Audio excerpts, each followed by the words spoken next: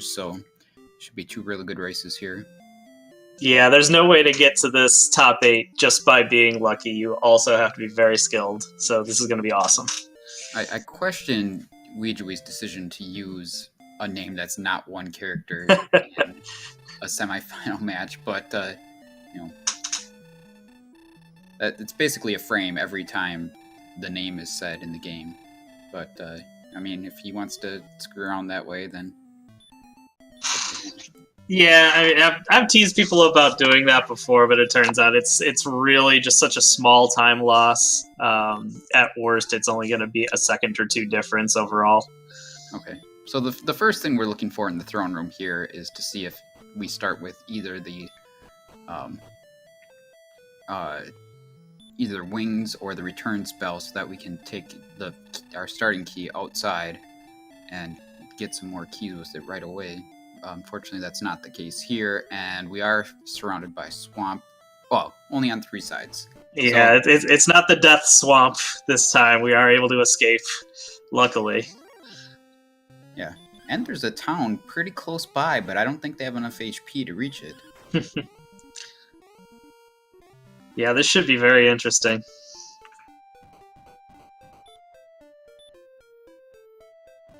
Yeah, all the stats we're starting out with are, I mean, pretty average, I'd say, for the most part. The strength is high enough to actually kill the starting monsters for the most part, so it's not going to be a slog of killing 5 blue slimes, you know?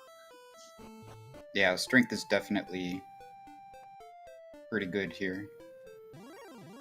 But yeah, that town across the swamp just taunting. Right. I'm really surprised at that mistake on NESCardinality's part to try to walk up there. Oh. And Ouij gets level 2. And there is a nice little surprise for him. What did he get at level 2? I missed that. He got hurt more. Oh, nice. He's immediately off to look for something to kill with it. Yeah, he hasn't had any success finding anything big. He does find a poltergeist and chooses to run away. He wants to save his MP. He's only got 1 shot of hurt more. And he debates on the skeleton, tries to run, but it doesn't let him, and he dies as a result. On the other hand, this means he does get a refill on everything.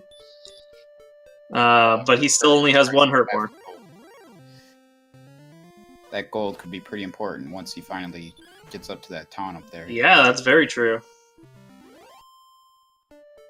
He has just enough to get there, and it turns out to be Garanham. We got a broadsword for 1500, full plate, small shield. Yeah, it's really the large shield here that he could have gotten had he not died. He wasn't going to have enough for the broadsword either way. So he just takes a small plate, or a small shield, and clothes for now. Clothes, I believe, yep, and he looks like he's about to buy a dragon scale as well.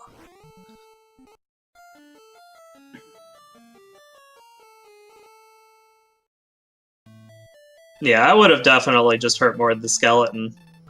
I think that would have gotten us level 4 by itself. So, I mean, even though that would be our last hurt more, I would just suicide after that. It's fine. That would open up, having level 4 would give us more casts of hurt more, which is really just, once you have hurt more, you just gotta go for it ASAP. Yeah, it's a tough thing to balance when you've got this money to start with, and you don't know when you're going to be getting more money. So, getting some armor would be pretty helpful. But yeah, I mean, he's definitely wishing that he had enough money for that large shield, although it's not going to be too much of an imposition on him to grind up the gold at this point to get it. Yeah, a little surprised to see Ness get the dragon scale and an herb before even checking out the armor shop, but yeah, I'm not sure if the math would have worked any differently to get an item or not. with just the small amount of gold he spent at the item shop. He probably took that into account a little bit. So Ness gets the same things, a clothes and a small shield, so same equipment for both of them, and a dragon scale, of course.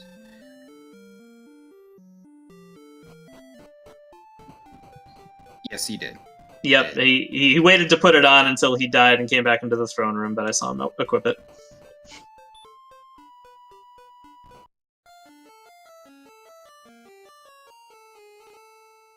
And yeah, like I said, with level 4, now they've got 4 casts of Hurt More. So it's just going to be that much faster to level early on. And assuming everything else is, normal and equal, nothing hidden too far away, yeah, this should be a relatively quick seed. Level 5. It's going to be tough to keep up with these levels here, but... Yeah, they're just going to come fast and furious with early Hurt More. I'm not quite sure why Ouijawii even bothers with the Hurt More on the Blue Dragon. Yeah, definitely. Yeah, you can't one-shot a Blue Dragon with Hurt More, and with 20 HP, you have no shot of surviving it, short of it knowing Stop Spell or Hurt, or something like that. So true. That's a pretty low percentage attack. But on the other hand, what's his agility? 22 at this point? He's not terribly likely to run from it either, so... He was kind of damned if he did, damned if he didn't. Having heal at a low level is very nice. I'd rather have heal at a low level than heal more. Yeah, that's true. Yeah, right now these guys are just, just doing as much exploring as they can while leveling up. They want to stay kind of close to towns to make sure they don't explore without MP, because that's kind of a waste of time. Although sometimes there's not much you can do. The nearest town might be pretty far away. Alright. So if this is the first time watching one of these for anyone out there, basically this is very similar to the original game, except for the fact that the whole overworld map is randomized, all the treasure chests are randomized, and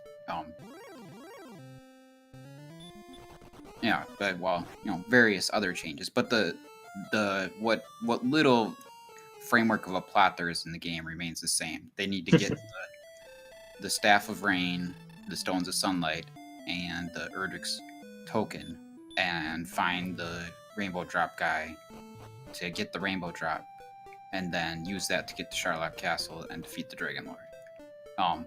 Along the way, they're definitely going to want to find the Erdrick's armor, and almost always the Erdrick's sword as well. So we'll talk a little more about those things as we get going, but for now here they just want to try to kind of explore, find more towns, find some caves, and kill some enemies and get leveled up. Yep, exactly. The other big change from vanilla is that the randomizer also changes enemy stats and XP and gold to the remix levels. So it's going to be a lot faster for them to level. And not only that, the tournament flags we typically use also make it so that you only require 75% of the normal experience points in order to level. So that's why, you can see NESCardinality's got about 200 or so experience, and he's already level 6. Where he would not normally be level 6 at this point in vanilla. Yep, both of them know up at level 6.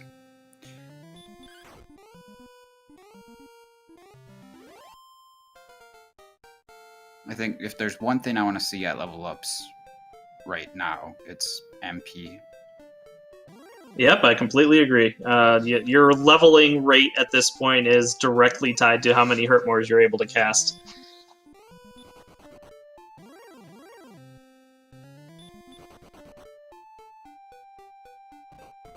And a lot of the early progress here is just going to be on the luck of what enemies you find. So, it's not going to be, even if, one person gets 1, maybe even 2 levels ahead, this early on, it really doesn't make a huge difference. What is going to make a huge difference is later on, finding the plot items you need, not dying as much after having explored for a few minutes on the other side of the map, that sort of thing, is going to make the bigger difference. With all of this swamp around here, finding the Erdrick's armor would be an amazing advantage for someone, because one of the benefits of Erdrick's armor is that you can walk through swamp without taking any damage, among many other things. Yeah, the other big benefit is that every step you take with Erdrick's armor equipped heals you for 1 HP. And because these guys are dependent on their magic points right now for survival and for experience grinding, they want to use as little of it as possible to heal up. So, absolutely, finding that armor early on would be completely awesome.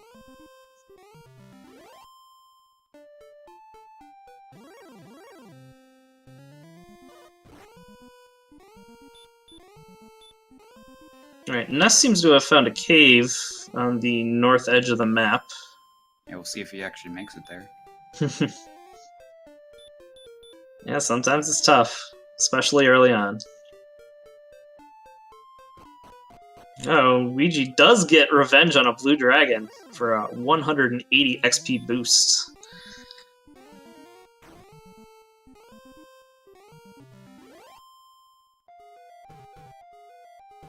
A little surprised that Nest used that. Hurt more on a skeleton. Yeah, I'm not really sure what their attack power is, so 46. Yeah, they don't have any weapons yet, so it's hard to just melee it to death at this point. Not that hard, maybe. Probably do it in 2 or 3 hits. Wouldn't be that hard. Ooh. Oh, wow. That is a nice treasure vault on the first floor of Garen's Grave for NESCardinality. Right. So that's the Erdrick sword for Ness, then. Yep. Not only that, but a key as well. Fortunately for Ouijawii, he's on his way to the same cave. As soon as he can make it up there and doesn't find another stone man. Yeah, unfortunately he's out of MP, so like I was saying, he's not going to be able to grind and explore at the same time. And Stone Man gets him in the end as well.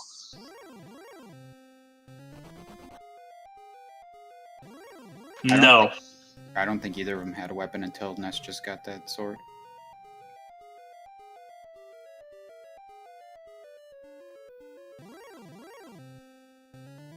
Ness is now looking to die here because he wants to gold grind. Or, well, he doesn't know if a gold grind is possible, but if what he's gonna do, so the way that this game works to count treasure chests is when you go to take a treasure chest, it basically checks the treasure chests in the game to see if you've already taken a treasure chest at that position. And when you take a treasure chest, it goes into, let's say, this array, and it only holds 8 treasure chests. So in the castle, there's those 3 treasure chests in the throne room, and those always stay in that array as taken treasure chests. And then there are the 5 in the treasury there.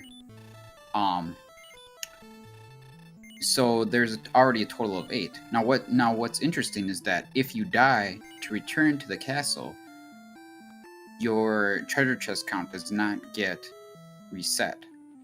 So what Ness can do is, if he goes into that treasury and finds some gold, he can go in there and take it as many times as you want, and it's not going to, the treasure chest isn't going to leave. Yep, and so NESCard is hoping that inside the treasury itself, the 9th or 10th treasure chest he opens, or 11th, since it turned out the basement had one as well, contains gold. It's possible it just contains, like, herbs, or, hey, the stones of sunlight, apparently. And so, yeah, so far he's got the stones. He's getting, it looks like an herb chest. When you glitch the treasure chests, they tend to give you these weird phantom messages. It looked like he had found a second copy of the Stones of Sunlight, whereas he had actually found an herb. And then eventually it'll tell you he found a bamboo pole, or there are lots of other fun messages like sword magidrak, depending on what item it is. Oh, So man. it looks like he did find a gold chest, but it's the smaller gold chest. It only has 120 gold, so it's going to take a lot longer to grind in order to get silver shield money. The other awkward part is that he doesn't actually know where the silver shield is sold. I don't believe there was anything in Garenham that was really worth buying at this point besides large shield. Yeah, I don't think that Ness is the kind to really grind for money when he doesn't know where things are. Oh, okay. He was proving us wrong for a little bit, but he did stop just before about 3,000. So I think he's going to get large shield, but he doesn't need to get broadsword anymore. So I'm not sure what the other gold was for. Is there a... there was full plate armor. Okay, I guess that's what he was going for. Okay, I guess he's gonna probably hold off on large shield and maybe see if there's a opportunity to get a silver shield later. Yeah, that's actually kind of interesting. I think I would have definitely taken the time to get large shield there. Right. He was also probably regretting the order that he opened those treasure chests. Not that it was any matter of a bad decision, just a luck factor that if he had opened the treasure chest in the basement last, then he would have been able to grind 600 gold at a time instead of 120. Right, yeah. I mean, he made the correct decision going for the one he went for first just because it was closer. But yeah, definitely in hindsight, had he known the gold would be in the basement, the chest that he wanted to get, he would have taken that one instead.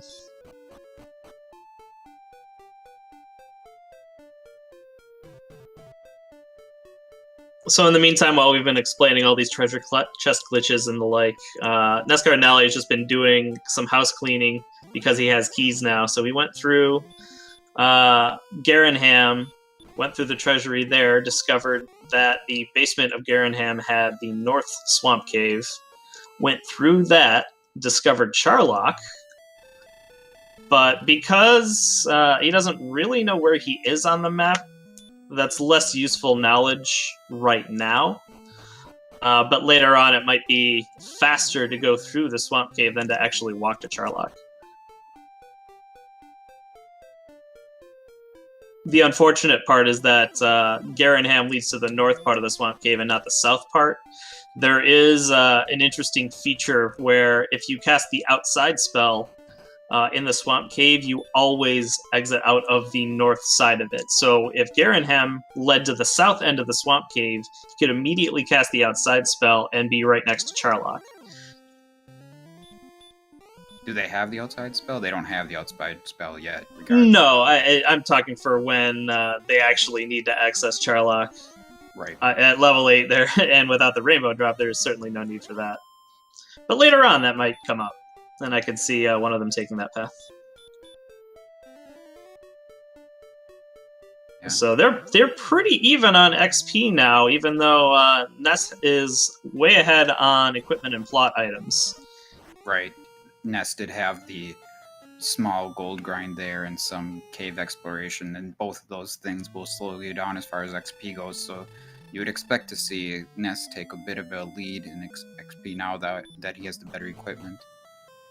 Yeah, and I think a lot of that is also due to while Ness was trying to die inside Garen's grave, he managed to kill a metal slime, even though it has baby dragon breath. And it looks like Ouijawii has kind of given up on trying to get to the cave he had seen before, which was Garen's grave. He's just exploring other places now. There were too many enemies that killed him on the way. I think he died 2 or 3 times on the way. Yeah, that's really unfortunate for Ouijawii, considering the sword and the key both in Garen's grave. That's a pretty huge advantage for Ness.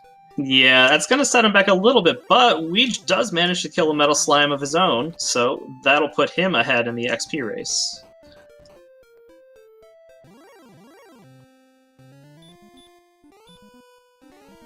Right now, he's only about 188 XP away from the next level, while NESCardinality is going to be grinding for quite a bit unless he finds another metal slime.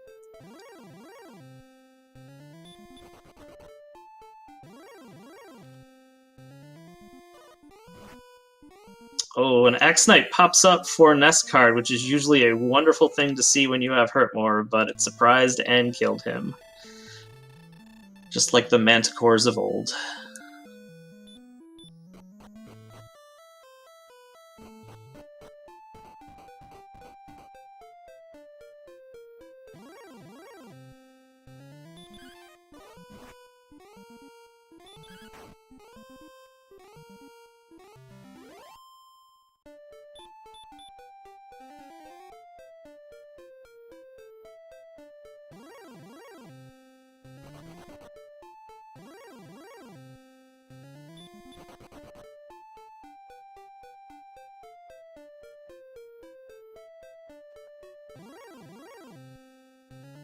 Yeah, it looks like we've seen another bridge to nowhere to the tiny little island.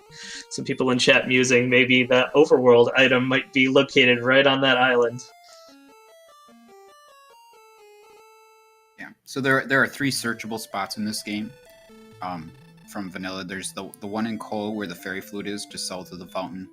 There's the spot behind the shop in Hawksness where there's normally an X Knight in the vanilla game, and then there is the overworld spot, which in the vanilla game and in this, you get the coordinates for from an NPC in Cantlin.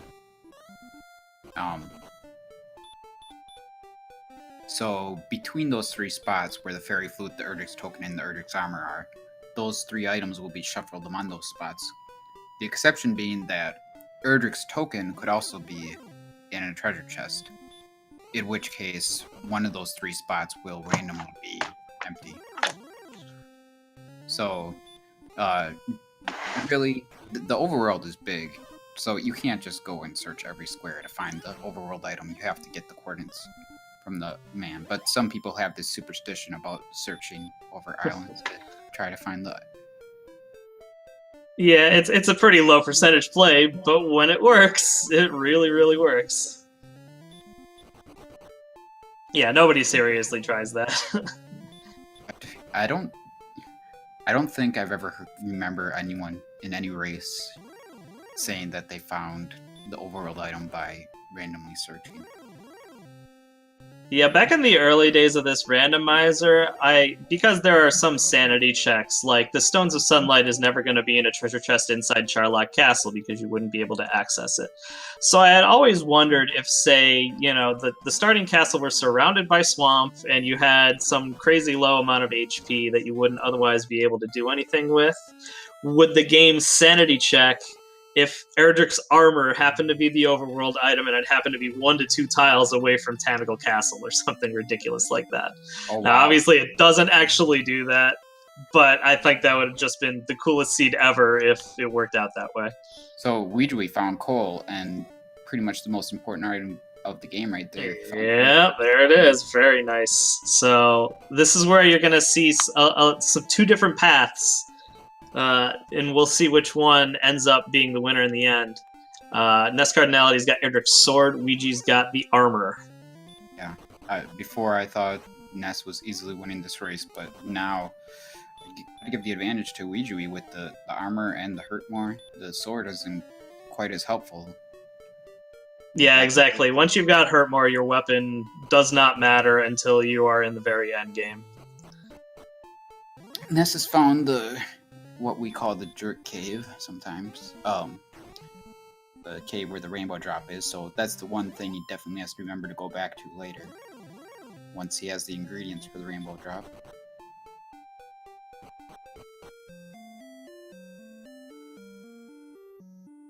I didn't see if Ouijawii bought anything there. Oh, Ness has now found as well, on his part, the Erdrick's armor, so... Yeah, so that wasn't much of a potential lead, unfortunately. No. But now that Ouija's got Erdrick's armor, he's much more apt to return to the Garen's Grave location and try for it again. Because there's a lot of swamp between there and here that he no longer has to worry about.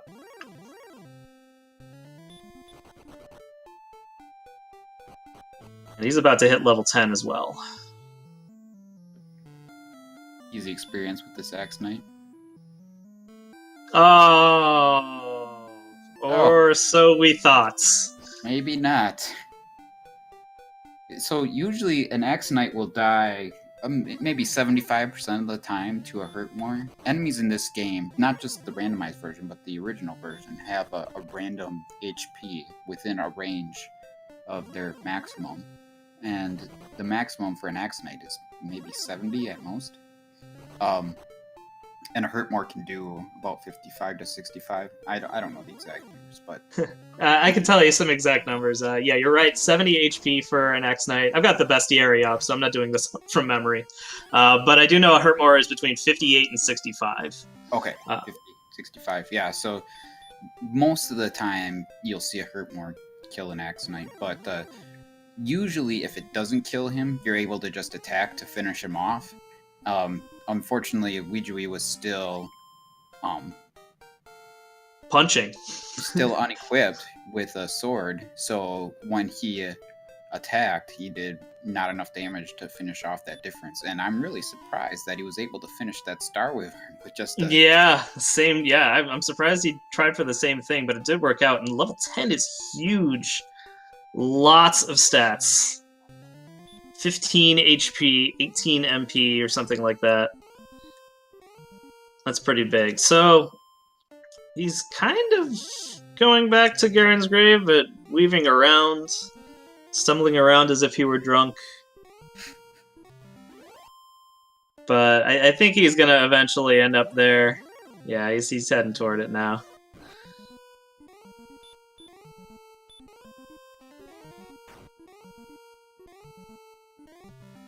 So it will be interesting to see if Ouijawii comes to gold grind here. Have we seen a Silver Shield yet? I know we've seen several things, but maybe... I think we've only seen the two towns, right? Garenham and Cole, neither of them had it. I don't recall seeing any other towns, so maybe we still don't have confirmation that there is a Silver Shield. It's possible that a seed can have no Silver Shields in it. Yeah, definitely. It's a lowish percentage, but yeah. Yeah, I'd say maybe a quarter of the time there is no large shield. Or, I'm sorry, no Silver Shield. There's almost always a large shield, but not always. Because I believe there's 2 chances at the large shield in vanilla, but only 1 at the Silver Shield. And so I think it takes that into account when it randomizes things. So it doesn't just swap locations of them. Like we said, there's sometimes no Silver Shield in the game, and if it just rotated the items around in the shops, there would always be 1 shop that had the Silver Shield. So it does randomize them to an extent, but you're not going to see like a bamboo pole in every single shop, hopefully.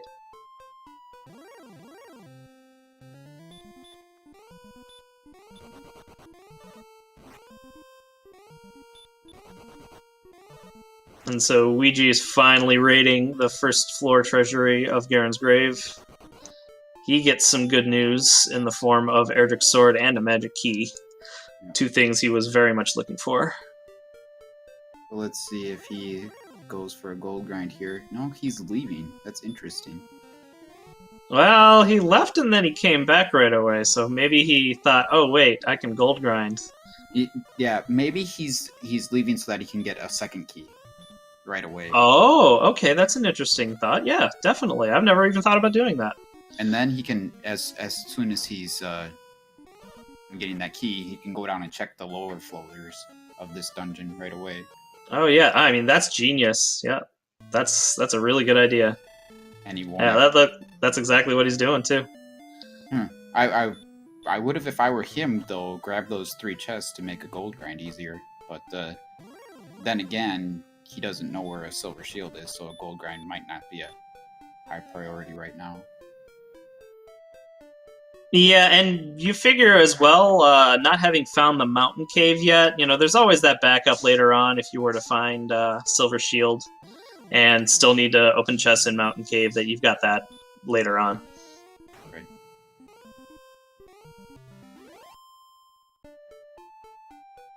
Yeah, unfortunately, we don't get to dual wield Erdrick swords here. So, for Fiesel's information, Ouijawii does have the stones and the Erdrick sword now. No, actually, I don't think he does have the stones. The stones are in Tanacle Treasury. He has not gone back there yet. But what he did find is the Staff of Rain. Yeah, that was deeper on in Garen's Grave, and that's actually huge, because I would think with NESCard having gotten the first floor of items in Garen's Grave, he's going to save those 2 chests that are remaining in there for last, because they're going to take the longest for him to get. For sure. So that might actually turn out to be a really interesting path divergence again.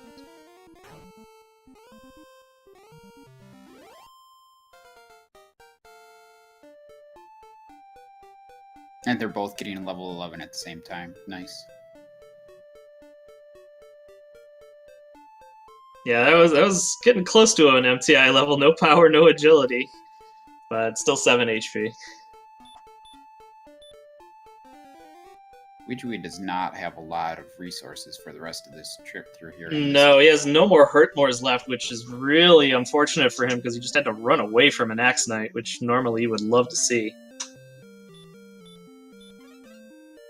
Oh, Nessus found Rumildar. Yep, and it had the Fighter's Ring. Yeah, that was really the one thing that we know is in a chest that we would have wanted to see at this point. The only other thing that could be in a chest that we would want to see is the Erdrick's token, but that's just as likely to be in a searchable spot. Yep, so Ouij does make it to the bottom floor of Garen's Grave, only to find a Cursed Belt. So now he is just walking back and forth trying to get killed.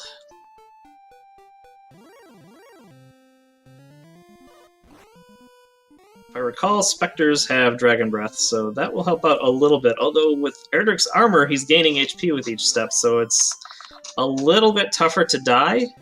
Yeah. There is one trick you can do, which NESCardinality showed off in Garen's Grave, is that if you have either the Dragon Scale or the Fighter's Ring, you can use it as an item in battle. It will do nothing in battle, but use up your turn, and let the enemy kill you.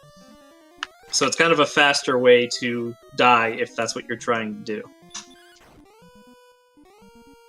So he is going to gold grind here, potentially. Oh, he's also making the mistake of going this way first.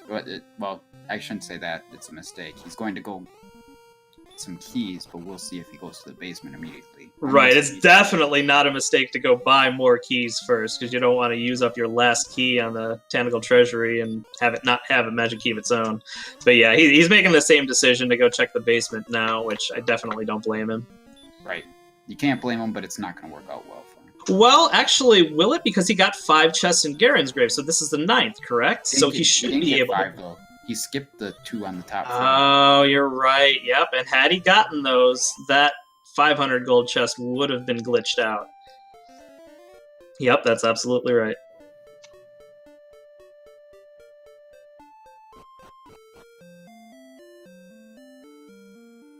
Yeah, so there could be nothing of value in Mountain Cave, unless the token is there.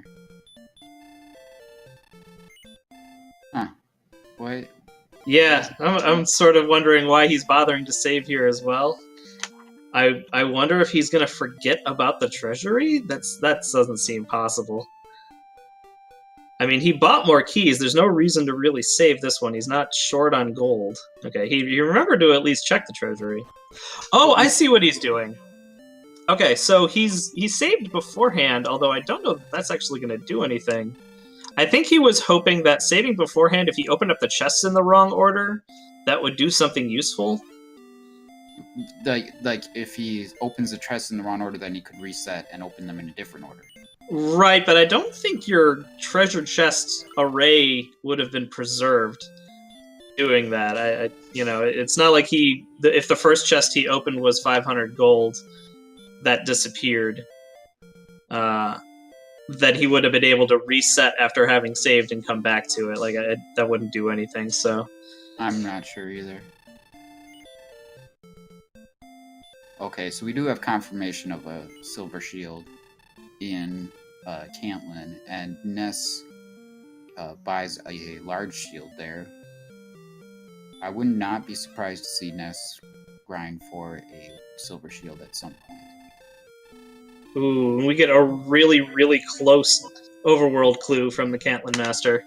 Yeah, that's always nice. A lot of people are under the impression that saving the princess is necessary to complete this game, but she just gives you an easier way to determine your distance from the castle. So as long as the overworld location is close to the castle, you don't need her to tell you where you are. You can just count out the steps yourself. And I think go ahead. It's like a personal challenge to a lot of us to try to count out those steps without the princess. Yeah, it's a challenge being the key part of that as well. I have had several times where I have tried to calculate some overworld items about 50 steps away and failed miserably, and it's a big waste of time if you don't do it right, and it's a huge save time if you do it right.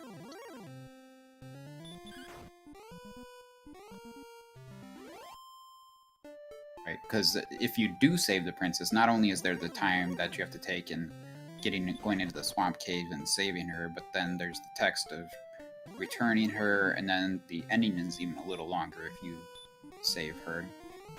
Yeah, overall it's probably like 2 to 3 minutes just to save the princess or something like that, so it is a big time save if you're able to find the overworld item without it. Also, sometimes your inventory is full and she forcibly takes a torch from you. She's just so mean.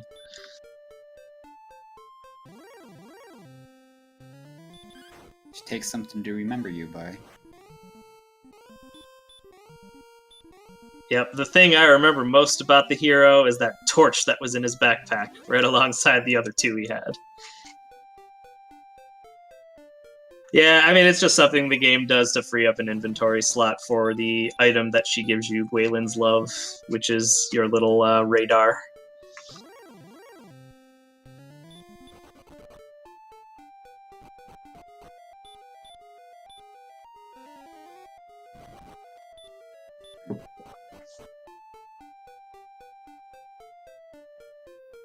So now we're just kind of doing the same sort of cleanup that NESCardinality did once he had keys. He went through Garenham, got those treasures, now going through the Swamp Cave, just like Ness did.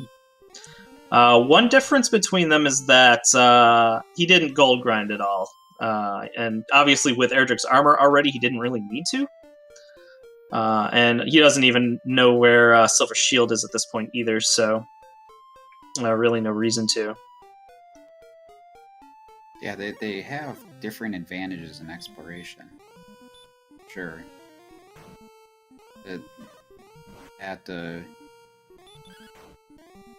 fact that Ouijawii already has the staff could be pretty big when he finds Mountain Cave. We don't know where Mountain Cave is, and like he's gonna find it and probably just turn right back around.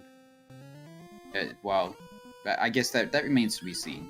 We have some more things to be decided here yet. Basically, where is the token? Mm-hmm. Yeah, I mean, if NESCard finds it, I think he's definitely going after it. We do see that Ouij finds Breckenary, which is normally kind of a useless town. There's no keys or, fountain item to grab or no Cantlin clue. But the weapon shop here does also have a silver shield, and it's actually pretty close to the swamp cave. So if Ouij does eventually gold grind, which I kind of doubt, but agility is pretty low, he's got that option. Yeah. So NESCardinality has found Hawksness. Ooh, and the first instance of the Fun Police shows up. Right. Doesn't seem to have any special spells so far. Yeah, it looks like we'll be able to just heal more tank this. The attack power is pretty low, but he's got a healthy supply of heal more, so long as the Red Dragon doesn't have his own heal more, he should be alright. He's got healed. Well, it's not quite as much of a disaster, but it's still not great. All good, he takes him down. And he finds the fairy flute. So with that, the fairy flute being there, we know for sure that he well, why did Ouijawii go through there? I guess he doesn't know that the token wasn't in there. Yeah, but we know for sure that the token is on the overworld. Yeah, NESCardinality has pigeonholed that. He knows there is a Cantlin clue. If there were nothing on the overworld, the gentleman in Cantlin would just tell you, go and fight. You have no need to search. Right. And we know there's nothing of interest in the mountain cave whatsoever. Yeah, that's true. We have found literally every other item. But fortunately, neither player seems to have found the mountain cave yet either. But also, both players don't have completely full information yet. NESCardinality is still lacking in the Staff of Rain, so he might think the mountain cave had it. And Ouija hasn't found Cantlin, so he doesn't know for sure that there's an overworld item. Right. He hasn't found Hawksness either. Correct. So he doesn't know that there's an item in Hawksness as well.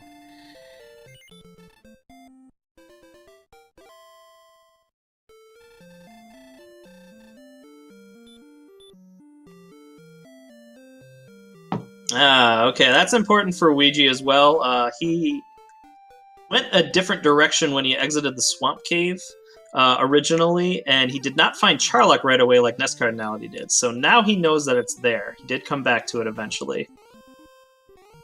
And, I mean, that can be the last thing you need, is just, where is Charlock? That's happened to me before in Seeds. I have the Rainbow Drop, I have Erdrick's Sword, I'm ready to go, and I have no idea where I'm supposed to go. I don't know where Charlock is. Yeah, I guess one other thing as well is I don't remember Ouijawii going into the Rainbow Drop Cave. I remember Ness going in there. Yeah, I don't believe I've seen him get that yet. Ouija does find Rimmildar and the Fighter's Ring as well. Right, so that's a Fighter's Ring for both of them. Yep. So now, equipment-wise, they are neck and neck. Yep. We see Ness going through Erdrick's cave, but for his sake, he thought that the staff could be in there. And with Cantlin being right by Rimmildar, Weech finds that right away as well. So he's about to get the clue. They say he did find the Rainbow Drop Cave, so... Oh, thank you, chat. He does not. No, and that's really important. Yeah, the staff... Neither of them does. Neither of them have the token, but they now both have the coordinates to it. And it looks like Ouija might just grab it right away. Yeah, this is important for Ouijawii because he hasn't found Hawksness, so yeah, so I mean, once he gets this token, he knows he doesn't actually have to find Hawksness. Right, and he doesn't need to search any more treasure chests because he has everything. Yep. Yeah, so that's definitely going to save him a lot of time because he got this before he found the mountain cave, so he knows he doesn't have to deal with it. And now he can go back to the Rainbow Drop Cave and get his Rainbow Drop. Yep, so the only thing that he's lacking right now is the Silver Shield, but he needs to get some levels anyway, his stats aren't quite up to par. Yeah. But yeah, I mean, that's all he's really looking to do is find a good grind spot. Right. Finding Hawksness would be good for him to evaluate it as a grind spot, but that's really its only purpose at this point. He could get the Fairy Flute out there, but the Fairy Flute's usually not terribly important. Yeah, it's pretty low percentage that the Fairy Flute matters. It's possible that the mini-boss just before Dragon Lord is Gollum, at which case you would rather have the Fairy Flute than not have it, but you're not going to go out of your way to get it, I don't think. But Hawksness does have Red Dragons, which is one of the best possible grind monsters. Even though they have the heal spell, that probably isn't an issue. It's going to still be really fast grinding, but it looks like Weech is going to just go to Charlock and see if he can grind there. And I don't really disagree with that. I think he's going to save some time not just wandering the map for Hawksness. The grinding in Charlock is pretty good.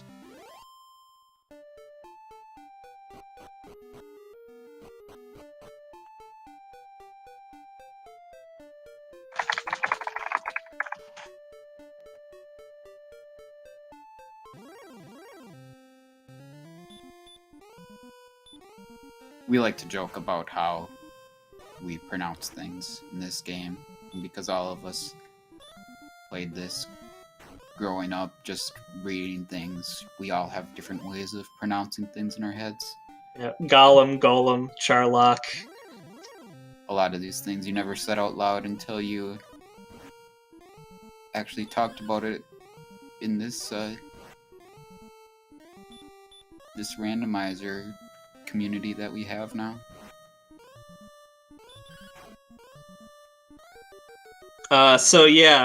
For those in chat who don't watch every race like we might, Charlock Castle is the castle where the Dragon Lord, the final boss, resides. And so he is somewhat close to finishing the game. He has access to the final dungeon. What he does not have are enough stats to actually beat the final boss. So he's only level 12. Level 12 is a huge outlier for NEC to be able to beat Dragon Lord. Your stats would have to be ridiculous in order to get it there. But what Charlock does have is a set of enemies that is pretty high in XP. So he'll be able to grind pretty efficiently here, hopefully. Yeah. Oh, one thing of note in Charlock here is that in the vanilla game, there is a forced encounter right outside of Cantland. That's where the golem or golem is, however you want to say it. But with the randomized map, you can't recognize Cantland from any other town until you actually enter it. So the forced encounter from outside Cantland has been moved to right outside of the Dragon Lord. Something that a Ouijawii might want to take a look at here is going down to the Dragon Lord's floor and seeing what that forced encounter is to see if it's a good spot for grinding. Yeah, sometimes it's a good spot for grinding, like Axe Knights are wonderful. Blue Dragons, if they don't have any nasty spells, can be pretty good, depending on how high your strength is. The other key thing to discover if it's Golem, you'll want that Fairy Flute, and you might have to budget your MP in order to have like another heal more or something if it's Red Dragon. Or if it's a Stone Man, you might want 2 MP for sleep, something like that. Maybe a stop spell.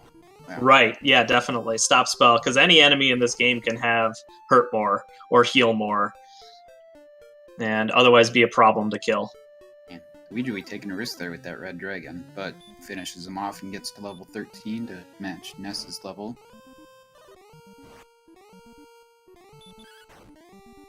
Yep. After fighting that Red Dragon, I don't think he's going to make it down to the bottom floor now. Not after that MP sync. No, I'd imagine he's going to fight 1 or 2 more enemies, just cast outside and return and heal up, maybe. Or just Death Warp, whichever. Yeah, I don't know if there's a town near here. Bruckenary was not terribly far off. It's certainly faster to just outside and walk to Breckenary rather than die and walk all the way back. Yeah, and go through the swamp cave again. Yep.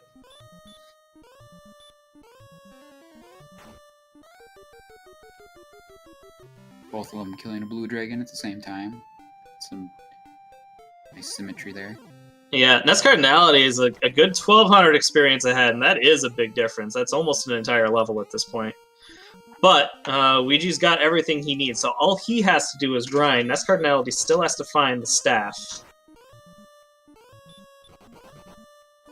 And Ouija does have the token and the rainbow drop at this point.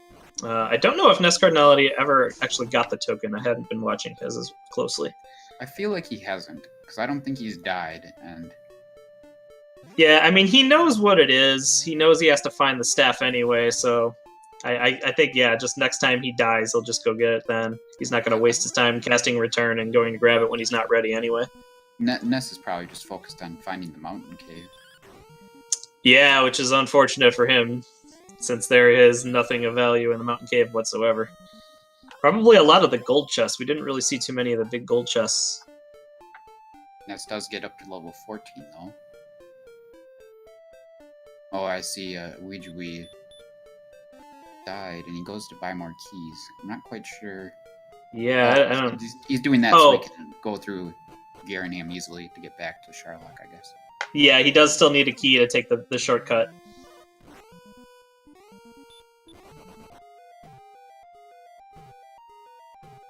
But yeah, we're about... Here? Yeah, that's what it looks like. So he's going to get the bad news fairly soon. Mountain Cave is relatively small. Yeah, the other problem is that he doesn't have any MP, so he doesn't even get to hurt more things while he's here. Although his attack power is high enough that he can kill most things anyway. Yeah, well, the MP could be a problem with surviving depending on which enemies are actually in here. Yeah, I mean, if there's any red dragons, that could be a big problem. Red dragons are the toughest enemies in the game to run from.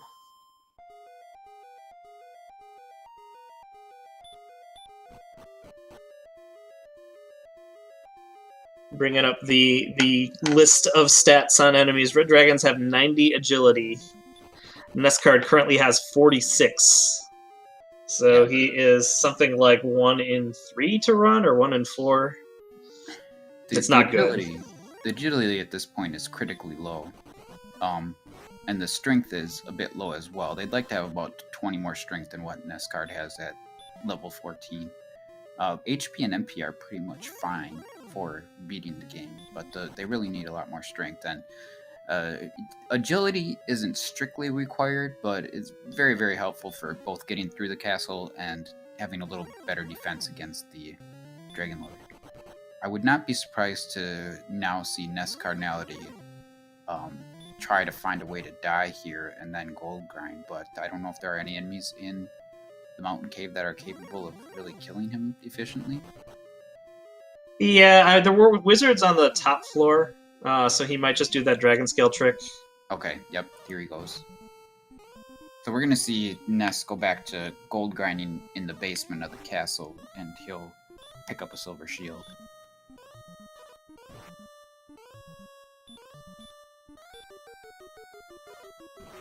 Yeah, but while he's doing that, Ouija's going to keep grinding, and he's fighting a red dragon right now. So that 1200 XP difference, that's going to get a lot shorter.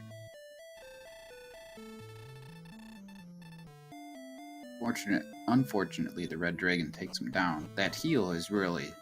Oh.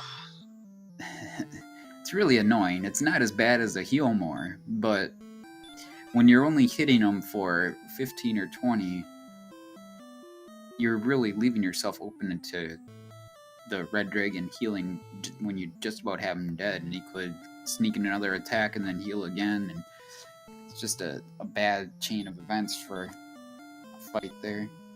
Yeah, he kind of got wrecked a little bit on... Red Dragon dealt him 44 damage when he had 43, and that was pretty close to the top of the damage range. Ouija's going back into Garen's grave? I do know there were metal slimes in here, so that might be what he's looking for. But his attack power isn't quite high enough to just one-shot those yet. You do eventually get to a point, once your strength is high enough, that you can just smack a metal slime for 8 damage. He might be going for a gold grind as well. Yep, that's probably the case. He probably wants that silver shield to deal with those red dragons. Yep, I don't blame him. He just needs to find an enemy that's going to kill him. There's no need to open more than the 3 chests he got. And yep, that's exactly what he's figured out. He is going to go to the dragon scale trick, so he does know that. NESCard finally does pick up the token.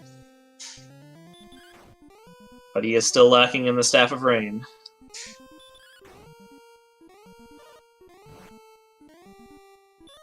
I don't know the numbers on Silver Shield and Large Shield.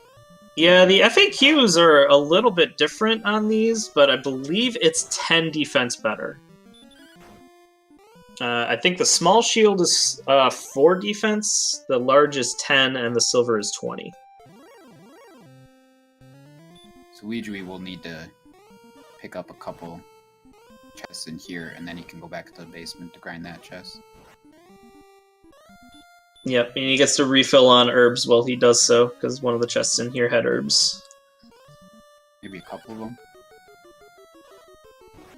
Looks like the top left and the bottom left both had herbs. Yep, and because he already had 6 herbs, the maximum you could carry, the chest was simply empty.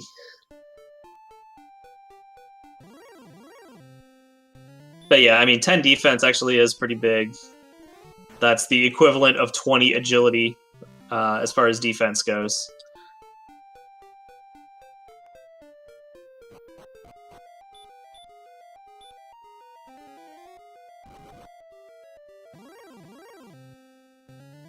I think the majority of time, though, I normally just finish the game with the large shield. Yeah, it's almost unfortunate that they both decided to do this gold grind. I would have been interested to see, you know, the difference in finish with one person grinding for it and the other not. Right. We see Ness back in Garen's grave now, so he'll find the stuff. And then he'll be pretty much caught up on the plot items. And then it'll just be a matter of grinding to the finish for both players.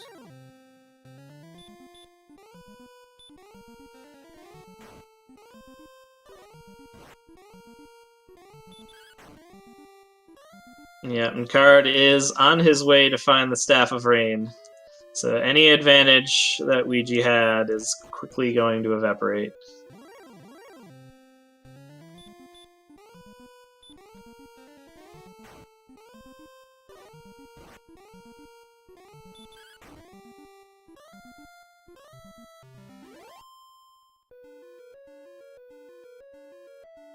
Ouijawii saving so that if he dies, he doesn't lose his money. Always an important step in a gold grind, unless you're pretty confident of your ability to make it wherever. In Randomizer, there can never be complete confidence. You can always get ambushed by something nasty. Apparently Ouijawii does not remember... Oh, he's... Oh, okay, never mind. He's going through the swamp cave and then going back. Right, so Ouijawii's Silver Shield location was in Brecconary. He did not check the other shops in Cantlin to find the Silver Shield. So he gets to go through the swamp cave and get it that way. Which is perfectly viable. He wants to go over here anyway so that he can go back to Sharlock, so... Yeah, exactly. It's actually faster for him to pick up the Silver Shield than it would be for NESCardinality. But only by a little bit.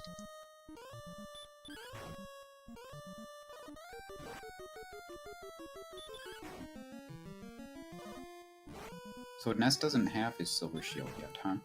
No, he's still got that 16,000 gold sitting in his pocket.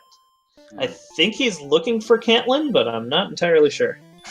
Ooh, he took a risky attack on that blue dragon instead of healing up. It's a rare misstep, I think. Although maybe he just has all the damage formulas memorized. He knows he's safe at 34 HP there.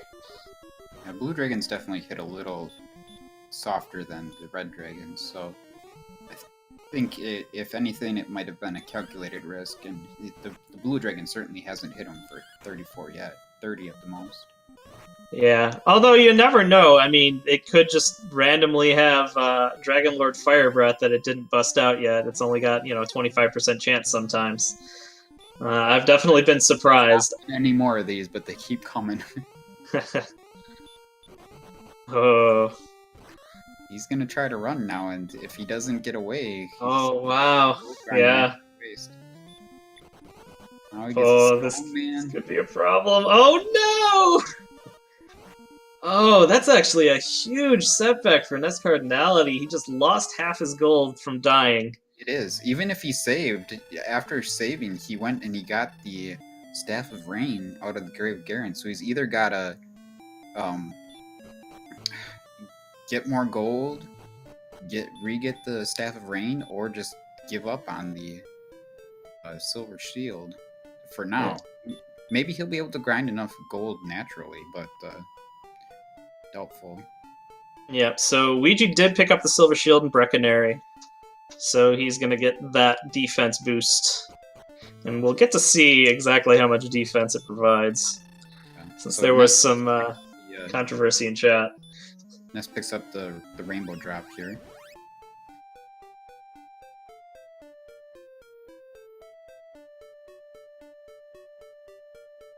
Okay, so now both players have the rainbow drop. The only difference is Ouija has the silver shield. NESCardinality is stuck with the large shield until he does another gold grind.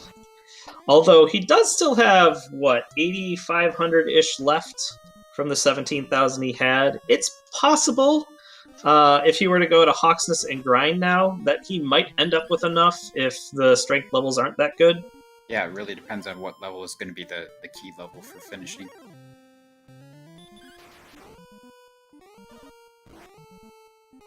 And if he ends up just a little short, maybe he can do a slow grind out of the treasury, or is there some gold in Garanham? Maybe, I don't know. Oh yeah, that's a really slow grind. Right. I'm just saying, just for the last 1,000 or so. Yeah, that's possible. Yeah, if you ended up with 14,000 gold, for sure, it's probably worth. It depends on what your stats are, I guess. But yeah, it can definitely be worth it. It is feasible. So yes, we have determined that the Silver Shield is indeed plus 10 defense over the large shield. So that can make a big difference in the Dragon Lord fight. With as low as their agility is currently. I mean, 46 agility at level 14. The Charlock dive is going to be so rough. NESCard gets to 15 and only gets one more agility, so... So there is a bit of a lead now for NESCardinality in the experience department, but Ouijawii has this silver shield, and now he's going to be grinding these red dragons here, probably, so he's in pretty good shape. Oh, he tries to run. He didn't even try to kill this one here. That's interesting. Yeah, well, he didn't know it was a red dragon. He was hoping for something like an Axe Knight. He's only got 22 MP, so he's not even going to be able to kill one red dragon. But now that he's found out where Hawksness is, I think he's going to look for a town to replenish MP at, and then come back and grind. Yeah. You see him cast Repelled.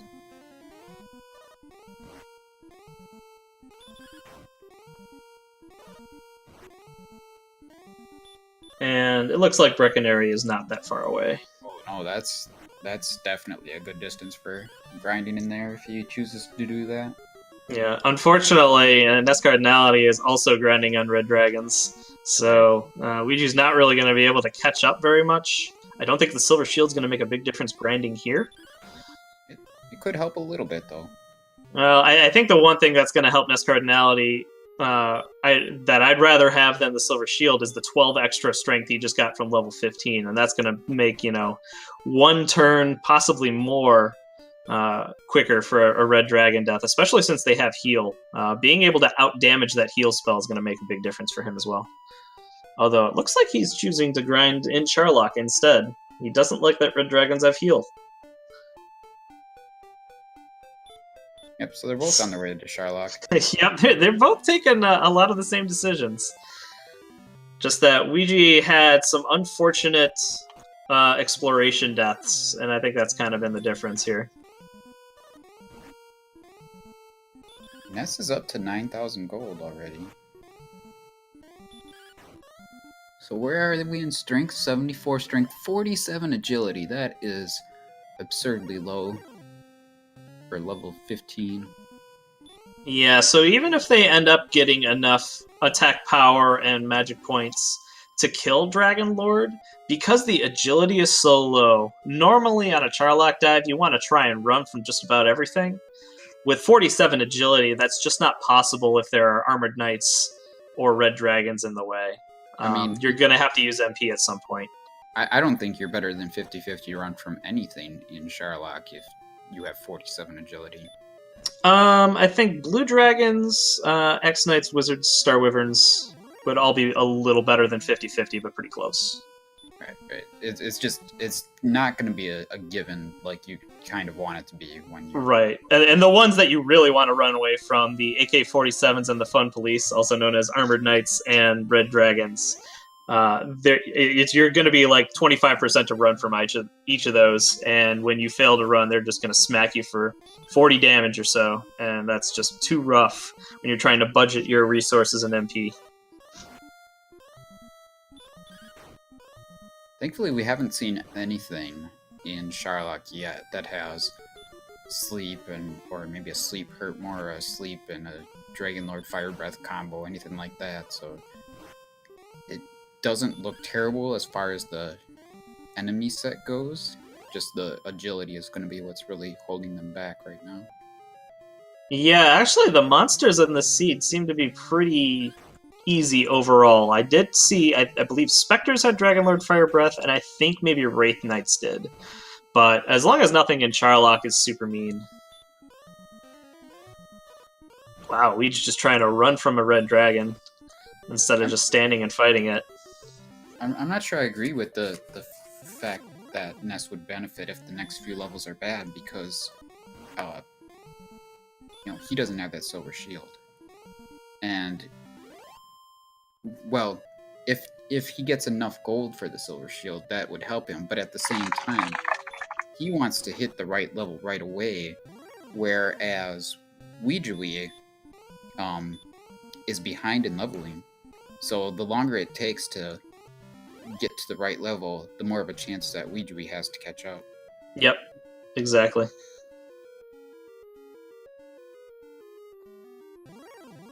Yeah, chat comes to the rescue. Green dragons apparently do have Dragon Lord Fire Breath. Oh, the green dragons. Yeah, and you do find those in Sharlock, although they are a relatively easy hurt more target. Right. So you'd still rather fight a green dragon than a red dragon. Huh. Ouijawii making an interesting decision there and taking a death. Yeah, he was down to 38 MP, but yeah, I mean, at this point, you just want to die. Never. I mean, it's just a waste of time.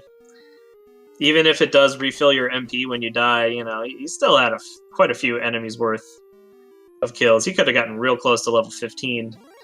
And meanwhile, NESCardinality is already almost to level 16. He's only about 700 XP away. Yeah, I'm not sure where Ouijawii is heading now. I mean, I guess he could be heading back to Hawksness. I'm with you, though. You gotta just find one grind spot and stick to it, I think. He's been to Hawksness, walked away, went to Sharlock. Now he's going away from Sharlock and going back to Hawksness. It turns out, I think, that it would be a beneficial decision for him to go to Hawksness now, just because NESCardinality is in Sharlock already, and if he does the exact same thing, he's just going to remain 2,500 XP behind. So he doesn't know it, but he has to try something different.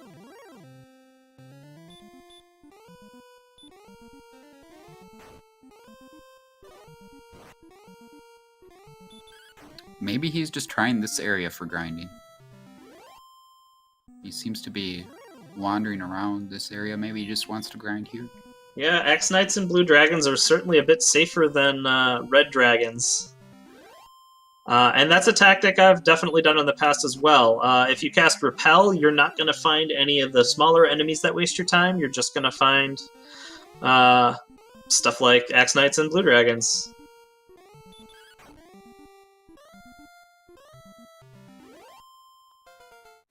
So NESCard just hits level 16, but he no longer has the MP to cast outside and save himself from dying. So what that means is there is basically no way he's going to be able to preserve that gold and save it for Silver Shield. No, I think... Oh, yeah, that's true. Maybe... Whew. Oh, no, I like what I see here. So he's actually getting all the treasure chests in Sharlock. I have never seen this performed before. He's going to set up the gold grind glitch from Sharlock. I think that Didn't McGrew or somebody gold grind from Sharlock in a tournament race really recently? That's possible. Anyway, one other thing that Ness is going to want to do here is check the forced encounter over by the Dragon Lord if he can, so that he knows if that's a good grinding spot. Or so that he can be prepared for it regardless. Mm-hmm. Yeah, although, because he only has 2 MP left, I kind of wonder what the time trade-off's going to be, because he's not going to be grinding as efficiently, or possibly at all, depending on what he comes across. No, it'd just be for information. Right, I just wonder if that information is worth the time loss. Yeah, now it looks like he just wants to die. I'm not... Yeah, I don't know why you wouldn't even just try for the information now if you're just waiting to die anyhow. I guess he's trying to walk out, but there's no way that's going to work. Right.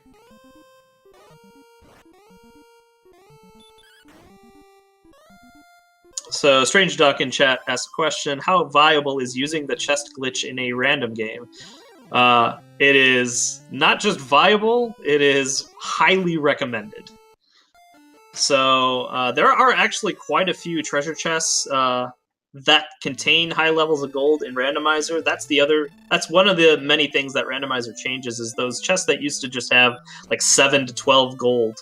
Like the old vanilla gold grind in Tentacle Treasury just took forever getting just a small handful of gold pieces out of a treasure chest. In Randomizer, all those treasure chests are changed to 500 to 750 gold. So the gold grind goes way faster.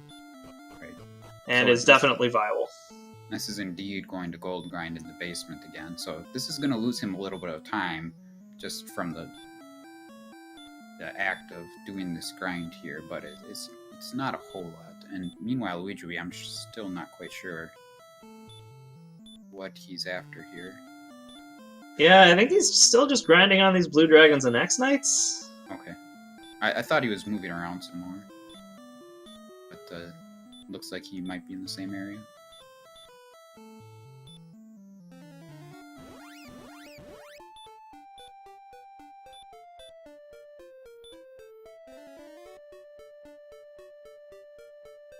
So Ness gets his money.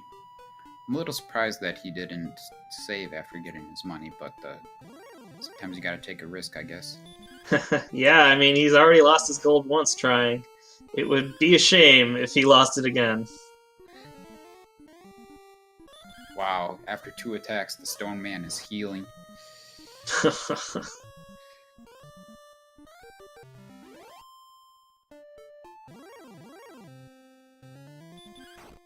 So we'll see if Ouijawii's grind spot ends up helping him out any. He is still over 2,500 XP behind. It turns out that on the way to the Silver Shield, NESCard is also fighting a blue dragon. So it's hard to catch up there.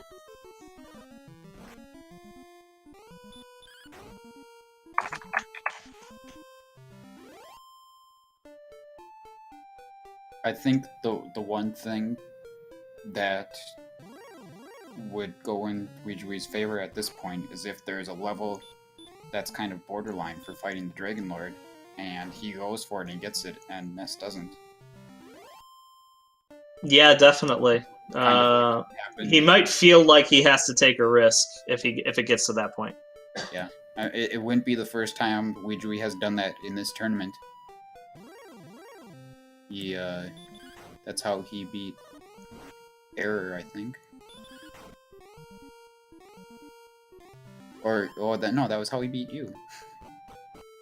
Indeed.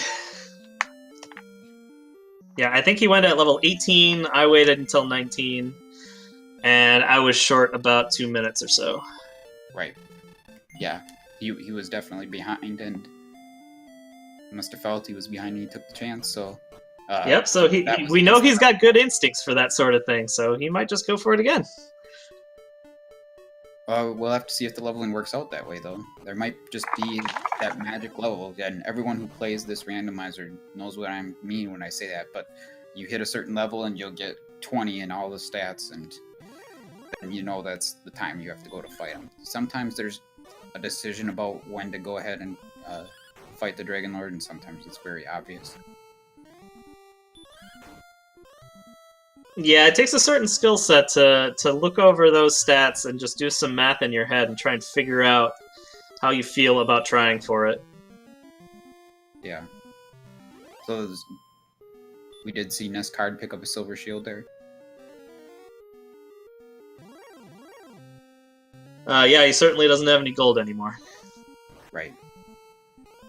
And so whenever Fiesel wants to mark that. Yep, so now all that remains is grinding for enough XP. And NESCardinality has not only a healthy lead, but I really feel like he's in a better grind spot as well.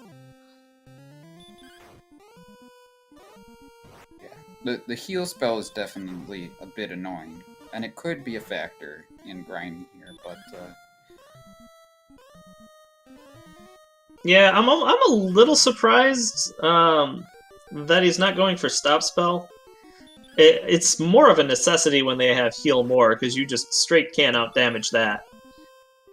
But it's actually a bit of a time savings to use it. You know, you're only wasting 1 round casting stop spell, whereas you might be wasting quite a few more casting heal. I guess the only concern is you're using up 2 MP every time you try a stop spell. So that might, not using stop spell might give you enough MP to kill 1 or 2 more red dragons before you have to go to the end. So that's, that's one of the many things you just have to balance when you're fighting.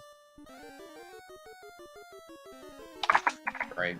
So now he casts heal more there, and after he casts heal more, the red dragon casts heal, so probably could have killed the red dragon had he not cast heal more, but yeah, I mean, there's always that 2 in 64 chance that they just dodge your attack and smite you on the return, though. I feel like Ness has to be doubting himself just a little here. Like, there's no way he can be sure that this is the best tactic.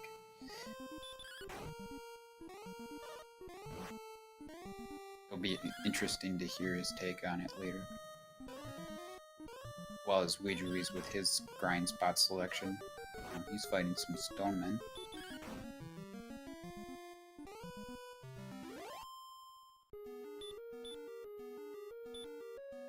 Yeah, NESCardinality up to 3,000 XP of a lead. So he's getting further and further out in the lead. Yeah, the one thing that really helps the Hawk's Nest grind spot over any other grind spot is the fact that you can just step off and step back on to get another fight. Okay, NESCardinality hits level 17, and he's taking a long, hard look at his statistics. Agility is still very low. Not nearly as low as it was before, but still very low. Yeah, level 16 I think got him 15 agility, so that was a big help. He is, like, really on the borderline of what's acceptable, so he's going to be asking himself, does he think he's ahead, or does he think he's behind? If he thinks he's ahead, he might try and grind for another level. If he thinks he's behind, he might take a chance. Now, level 17 could be that level that I was referring to there, that it might be a level where Ouijawii could take a chance and fight the Dragon Lord. But he has to get to the Dragon Lord for that even to matter. And getting there with 60-some agility is going to be a challenge. Yeah, I mean, the other big problem here is that because NESCardinality's stats are really borderline right now, level 18 is very likely to push him beyond that borderline and make it so that he is for sure on the hunt for Dragon Lord. Ouijawii is over a level behind at this point. He is still level 15 and not terribly close to 16. He's still about 700 XP behind since he just died to another Stone Man.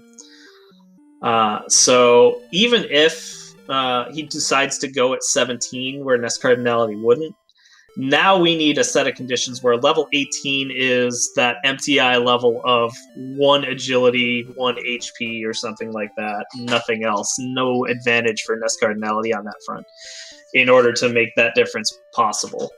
Right.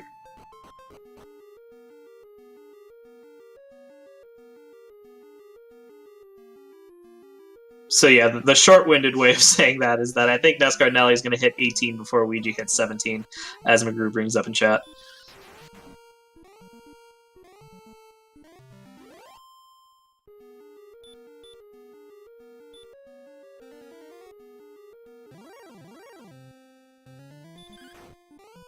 That's true. Ness may think that he's behind based on the fact that he lost his gold and had to gold grind twice. Yeah, and also with the unfortunateness of having to dive back into Garen's Grave for Staff of Rain. Obviously, with the ideal run, which is kind of what you have to compare yourself against all the time, you know, finding everything in the correct order, how far behind do you think you would be?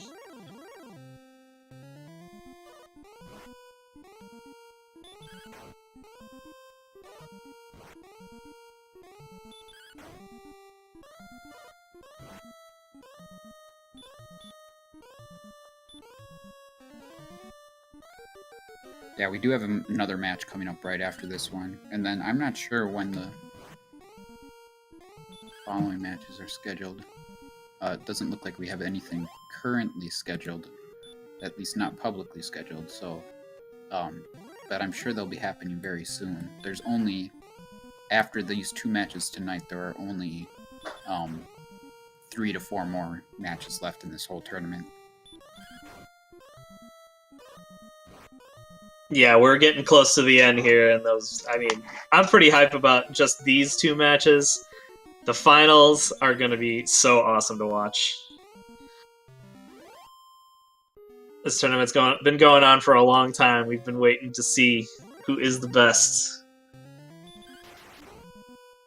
One of these 2 competitors is going to get eliminated after this match. There's going to be another elimination match right after this. And then we will be down to the final 4.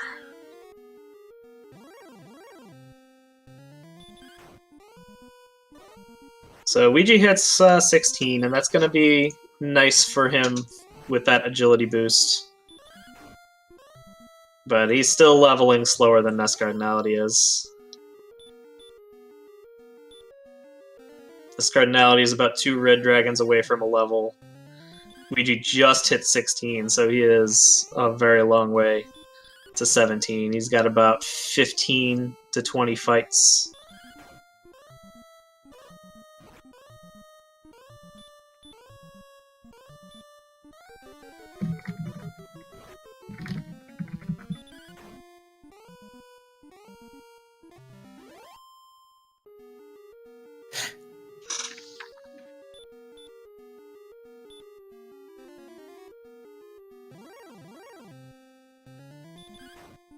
I'm glad chat's having fun with this one. We are not having a sing-off. Yeah, I'll pass on that too. That's a hard pass. We'll get Zarnex in here if he wants. I don't know what we're singing exactly, but now the next race between Jacquemus Wedge and Unos XX, I am sure they would love to have a singing competition. So I think they're the ones that really need to step up here. We might have to get a whole bracket set up for it, get some fantasy predictions going. That could be the next thing.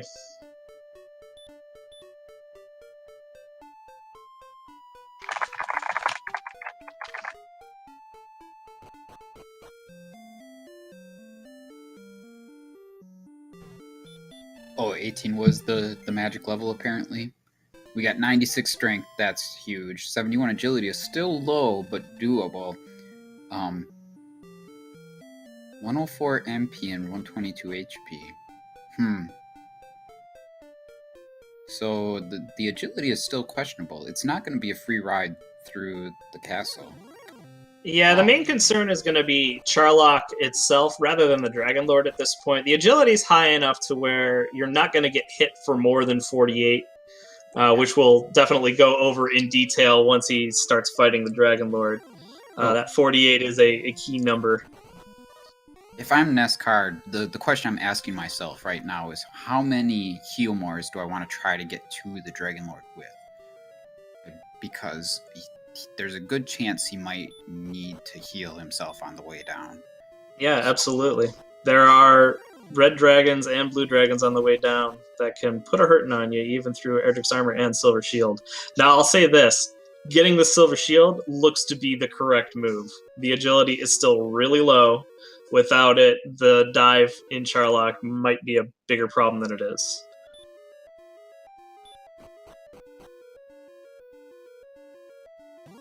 But yeah, I agree. You know, you might come across a red dragon and get to that decision point where you have 20 HP left.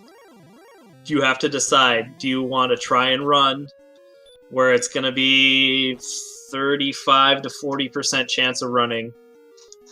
If you fail, you die. Or do you want to use a heal more, buy yourself a few extra turns of running, but have a much tougher time against the Dragon Lord? So far, not to jinx him or anything, but this trip through Charlock has been amazingly clean for Ness. Yeah, I mean, the first floor, once you go through the secret passage, that's the longest trek. Once you get past that first floor, you kind of sigh, a sigh of relief. That's the hardest one. The other floors are a bit shorter, they're easier to take on.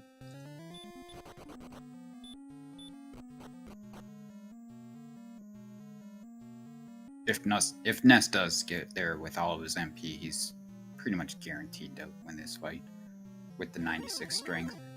Yeah, for everybody watching in chat, the set of stats you really want for the Dragon Lord as we approach him, the minimum attack power you really want to go with is 124. With Erdrick's Sword, that means 84 strength. We've worked it out to where that means your damage range on Dragon Lord is tolerable enough. It's somewhere like 6 to 12. But every additional 2 points of strength is going to give you an extra damage on average, I think, is the way it works. So with 138 attack power, he's definitely doing a great amount of damage here. We see Ness use one heal more there against an Armored Knight. Armored Knights and Red Dragons, by far the two worst things to come across in Charlock. Yep, or anywhere else. I mean, their agility is just sky high. They're in the highest tier of monsters, so they don't get any penalty to escaping. We see finally that there's a red dragon at the forced encounter spot by the Dragon Lord. Yeah, NESCardinality is hoping for a really lucky fight here so as to not use another heal more on that fight, and he does get it. He tries to walk out a little more HP and he ends up in 2 more encounters in 2 steps. Yeah, so he has to use another herb. You do want to save your herbs for the first phase of the Dragon Lord fight. If you can, for sure. Because he's going to be casting Hurt More, and you can use about an herb to get a Hurt More's worth of MP or HP back, but... Yeah, so I'll break down the Dragon Lord 1 fight. There are 3 possibilities for his attacks. The most common, by far, is he casts Hurt More, which is with Erdrick's Armor, is going to do about 30 damage. The other 2 options are Stop Spell, which you are immune to, and a regular attack, which does minimal damage. So you're really hoping for Stop Spells. Regular attacks are also good. Yeah. So Ness is pretty much a sure thing to win this fight, I think. Yeah, I mean, 12 heal mores, he's doing an average of something like 14 damage. The math is pretty clear. Unless he has some really horrible damage rolls, he should be fine. He did get ambushed by the Dragon Lord, which does happen fairly frequently, but I still don't think that 1 turn is going to make a difference. I'm not sure that even cost him a turn, because I think he was below 100 as it was, and that just took him to about 60-something. Right. So this threshold of 48 HP that I was alluding to earlier. So Dragon Lord has 2 different attacks. The second phase is the Dragon Lord Fire Breath attack, which Erdrick's Armor does between 42 and 48 damage. And his normal attack, which is going to depend on how much defense you have, but typically doesn't break 48 either unless your agility is really, really low. So you know that after the Dragon Lord attacks, if you have 49 HP, you're good.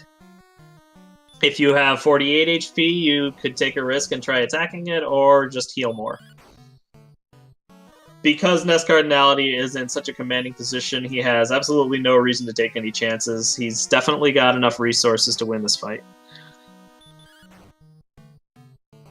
So he's just got to go through the motions. He is down to his last couple heal mores, but he should be clear to kill it. And there it is. Yeah, that's it. He has grabbed the Ball of Light from the defeated Dragon Lord, casts a quick return spell, and he is off to talk to the King of Tanagal and beat the game. Right. And Ouijawii did not take that risk at level 17 even, so he's still grinding away for level 18. Yeah, he just hit 17, so that is a GG for NESCardinality, who advances to the losers semifinals. Congratulations to NESCardinality.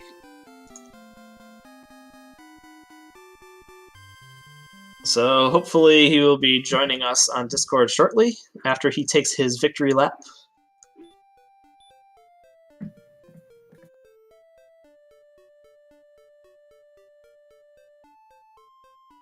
Oh, that's happened, Amazing Ampharos. It's especially annoying when you're nowhere near Tantagel and you don't realize it. Yeah, it's pretty rare that you think ahead that you might not have the return spell and decide to buy a pair of wings. You can find them in a treasure chest. I think there's 1 or 2 treasure chests that have a pair of wings, but it's usually one of the first items you're dropping once you find plot items if your inventory fills up. So it's pretty frequent that you might not have any left at the end of the game.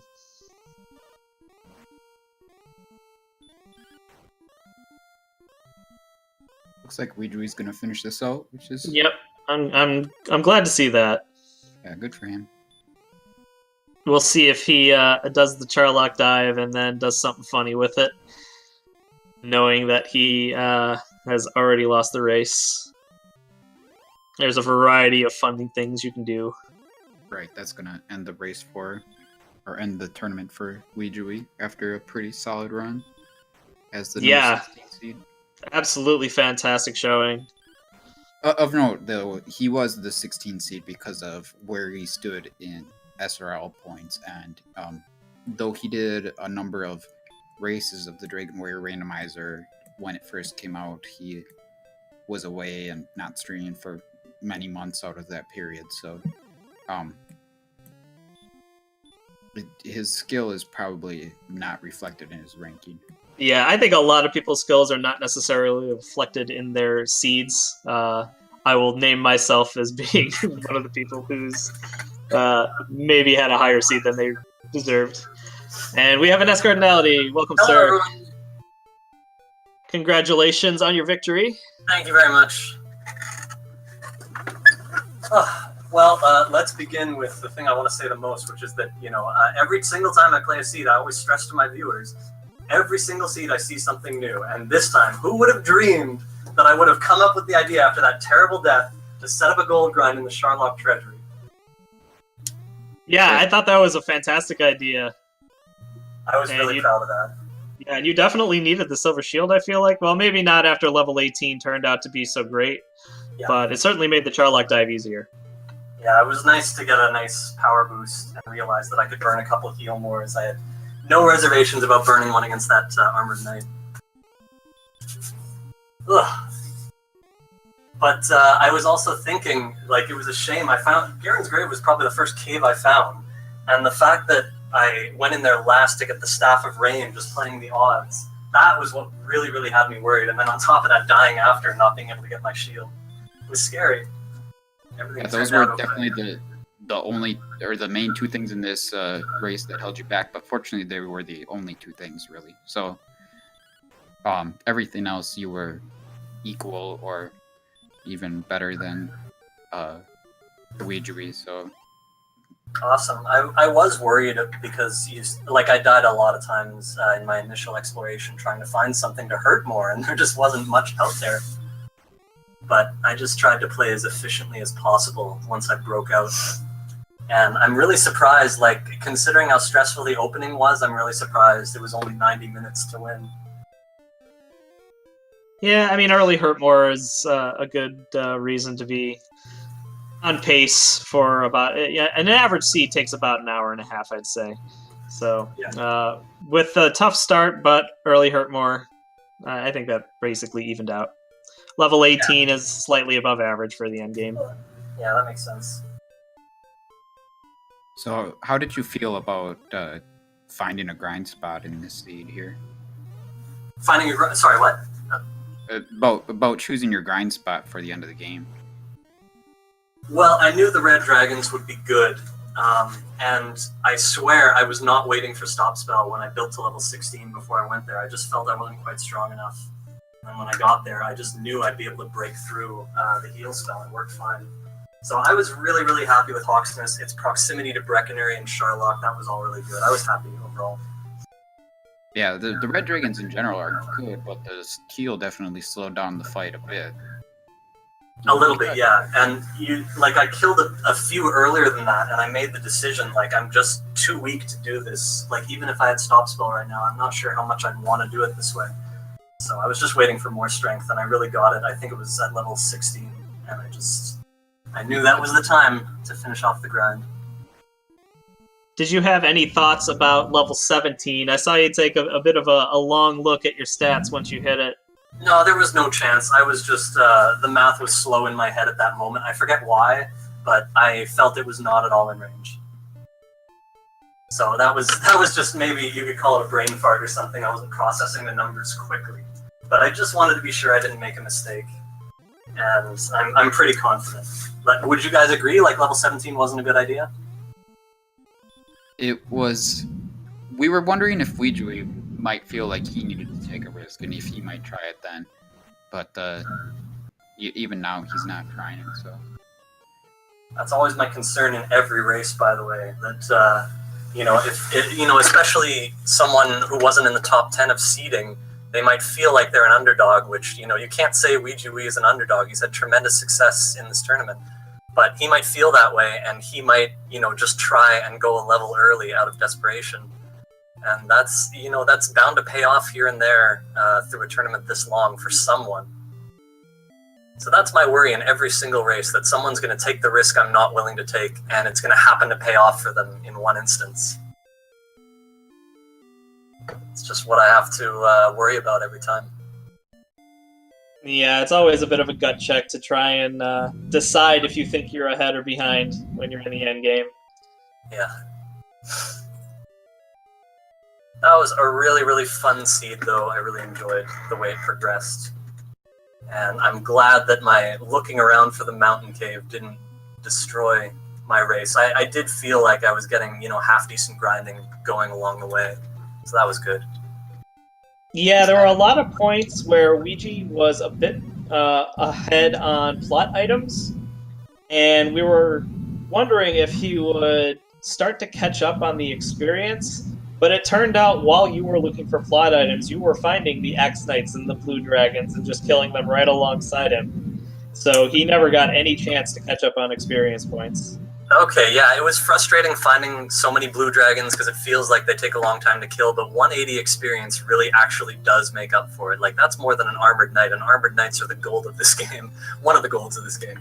Mm-hmm. When you have hurt more. And in terms of being behind in plot items, the Staff of Rain was a big deal, but it probably appeared worse than it was because I was purposely leaving the token behind until, a death happened and I was ready to complete the circuit and get the token, staff, and rainbow drop all at the same time because they were all right together. Yeah, there was no reason to go return for the token without the Staff of Rain, for sure. So, yeah, we agree that, not grabbing it right away made sense. Yeah, if I had died again looking for the mountain cave, I probably would have just gotten the staff because it was so close by. I would have explored Garen's grave, but... Yeah, I was at a point where it was so easy to stay alive. There were towns everywhere, even Breckenary in the southeast. That was really helpful. So it all just worked out that way. So I have a question. Do you remember the start of the seed? When you step outside the throne room, when you go down the stairs, and you see that swamp outside the castle, there always that feeling like, oh, what are we getting into now? You know, I have the opposite reaction as probably every other racer. When I see swamp like that, I'm like, yes, a hell seed! I really feel like they played to all my strengths, and I handled them really, really well. I don't mind, the extra time it takes to finish them, so I find them really, really fun. But in this case, the swamp didn't surround everything. We had plenty of room for Zone 0, and starting with double gold, and I think I saw Garinham in the first 5 seconds getting out there. So even though I knew I couldn't reach it until I got more HP, I knew I could just, strength was above average, so I knew I could grind and get enough HP to walk there. So that was my beginning. And even after needing to die to get my HP back, I knew I would have enough for a hand axe at least. So I was really, really happy with the way the opening looked. Yeah. To me, it looked like you tried to walk up there before you had enough HP to do so. Yes, I did. I admit I didn't really think about it too much. And, it felt a little rough, like I might have wasted a minute there, because I think I might have killed a Drakey first and then suicided. Sometimes things like that just happen. But yeah, it wasn't too severe, thankfully. I'm gonna go peek in on Ouijawii now. Looks like he's on his way down. Yeah, as far as Ouijawii's path to the Dragon Lord here, or really his whole run, he was ahead of you very briefly in the beginning, but he really has had some unlucky fights. He had a lot of just exploration deaths, which really cost him in this run. Okay. And I think your grind was significantly better. Did he also grind on red dragons? He did not. He did for a little bit, but I think he decided against it because of the low agility and the heal spell that the red dragons had. But then he went outside and he was grinding on the Axe Knights and the blue dragons. But of course, those were just, you have to walk back and forth to find them, so. Yeah. Yeah, briefly before I got to Hawksness, I encountered an Armored Knight, and I briefly thought to myself, should I just grind out here? Armored Knights are good, and I decided against it because I wasn't sure exactly what else was there, and I wasn't sure if I could, get enough battles quickly enough. And it was right on the cusp there where, I had to consider, are red dragons going to take too long? And I believe I made the right decision. It felt really good. Yeah, I mean, one reason why Ouija might not have chosen to go after red dragons when you did is that he was a level behind. And especially, I think, 14 to 15 or 15 to 16 was a pretty big leap in attack power. Yes. So, his decision process might have been equally correct in that it might have been a little tougher for him. Also, when he first found them in Hawksness, he only had 24 MP left, so he wasn't going to be able to stay there long, even if he did. I have to assume that he's on strength HP. If he is, I think it's hilarious that he found out that name, STRH, is strength HP. I actually thought it would have been even funnier if it turned out to be strength agility, but yeah, it is strength HP. But yeah, that's pretty cool. Yeah, J. Coper was teasing a little bit at the beginning for choosing a 4-character name, but honestly, I don't think it's making a 17-minute difference here. So. No, of course not. Oh, it could make maybe 30 seconds difference or close to it. But yeah, there are other things I'm really happy about. I found a silver shield in Cantlin, and then I went down to Breckenary with no reason to even go in there other than staying at the inn. And I thought to myself, let's check if there's a silver shield in here. And sure enough, there was. And that was the absolute best place to pick it up on the way to grinding to Hawksness. So just little things like that I was really happy about. Yeah, that was certainly lucky for you. It turned out that Ouija didn't even check Cantlin's shops because he had already seen Breckenary at that point. Okay. So yeah. That's when he found his. Yeah, I think if it were the other way around and I had found the Silver Shield in Breckenridge first, I probably wouldn't have checked Cameron's shops either. Probably would have just gotten the coordinates and left. Yep, so he did things in a little bit of a different order, but I think overall the order in which he did things worked out better for him than it did for you. He only had to take one trip into Garen's grave for the Staff of Rain. Nice. And things like that. But just in the end, his grinding just went so much slower. Yeah. Yeah, that's one of the big challenges. It's even when you get hurt more, sometimes the overworld just doesn't agree with you. I had a practice seed like that last night. I just couldn't grind anywhere, even though I started with hurt more, and it's just a matter of finding the right places and judging, at what point are you really going to want to, switch from grinding in one place to continuing your exploration. Does my mic sound weird? It's a little loud, and there's a bit of background noise to it. Oh. Is it a little loud? He's a little quiet for me relative to you. Oh, my bad. Well, either way, the distortion might be just from, background noise might just be from the speakers, so I'll just turn my volume down. I'll still be able to hear you guys. Alright, well, while we've been chatting, Ouijawii had a relatively quick Dragon Lord fight, and he is on his way to the game as well. Yeah, 5 Healmores left, that's wow. Crazy. So, nothing too wacky. So, Tristel, I think that, did you have to get going at some point? No, I'm able to go for the second match, no problem. Oh, you are. Yeah, I'd also be happy to join in for the next one if anyone has to leave or something. If there are already 3 of you, then I might just stay quiet and pop in later or something like that. No, Game Boy said he wanted 3 people in if possible, so you're certainly welcome to stick around. Okay, I'll stick around then.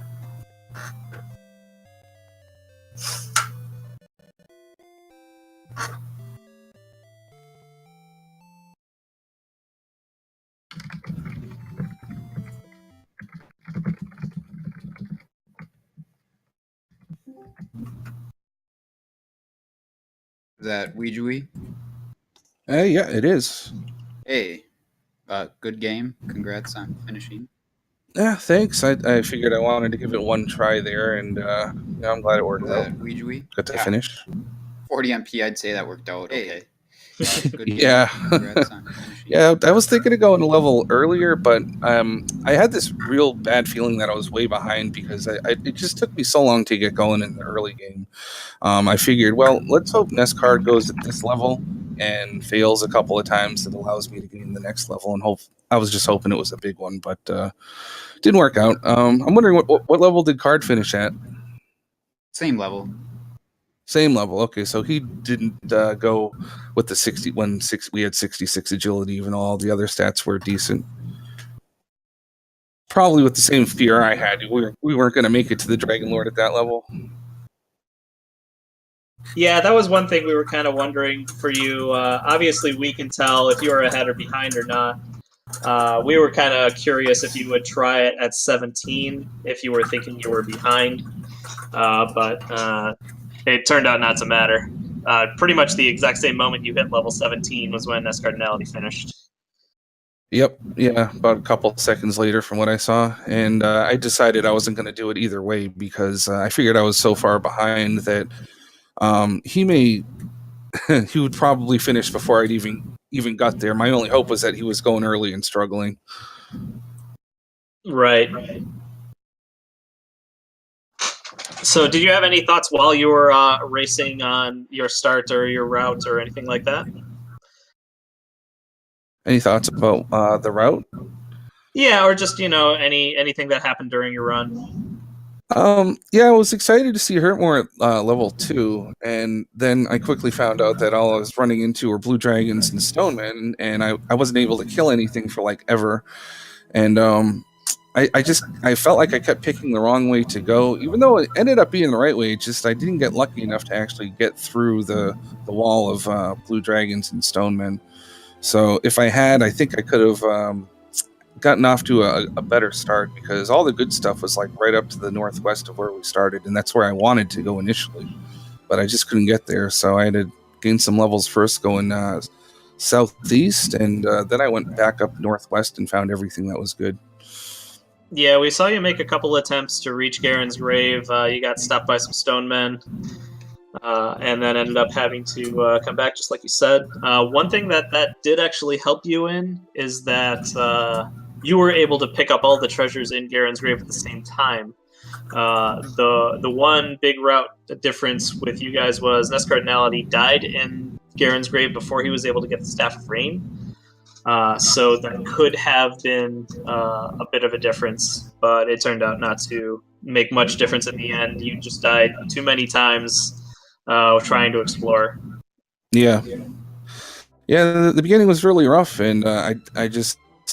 by the time I hit level 10, I just thought to myself, man, I don't know how far behind I am, but if I'd have gone any other way than northwest from the beginning, things would probably be looking better. I just, that's the way randomizers are. You pick a way to go, and you get lucky, you get unlucky. I realized too that with the really bad agility, I had all 3 items, so I had no reason to search for the second cave, which I never found. But I wanted the gold to get the silver shield, so I tried to dive in Charlock first, but I kept running into red dragons. I was going to go to the bottom and then open the chest there to get a gold grind going, but that wasn't panning out. So I had to go back to the actual initial cave there and open some chests before I could do it. Yeah, I mean, that's an ingenious idea. I had never seen that until NESCardinality did that this very seed. He also managed to gold grind off of Charlock. Or not also, but he managed to get to the basement and then open all the chests to do the gold grind from there. Yeah, the first 2 floors had red dragons, and I just kept running into them. And then, for some reason, on my last final dive there, where I finally beat the game, I didn't see a single red dragon. Yeah, your Charlock dive was clean, and your Dragon Lord fight was pretty clean in the end. So it's unfortunate that your good luck happened to come about just at the end that time after NESCardinality had already finished, but it was still a strong finish. Yeah. And so congratulations on going as deep as you did. You went 4-2 this tournament, so I mean it's hard to have too many regrets with that. No, none at all. I'm super happy with how it turned out. I wasn't expecting to make it this far, and I get to play some of the top seeds in this tournament, yourself included. So it was a lot of fun for me either way. Yeah, that's true. You did get to play the 1 and the 2 seed. So yeah, your path was difficult, and you muscled through it. You beat me, and you got pretty deep, up to the top 8. So well done. Thank you. And very well done. Sorry, I know my mic is bad right now, but I just wanted to congratulate you on having a really, really good tournament. Thank you very much. And in future races. All right, so it looks like we are going to get set up for the next race this evening between Jackamus Wedge and Unos XX. We want to thank both of you guys for having an excellent race. So congratulations to NESCardinality for moving on. He is now in the top 4. And once again, congratulations to Ouijawii for making it to the top 8.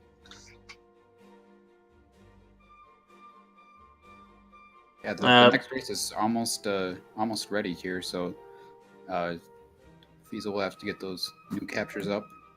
I'm sending him the link here shortly.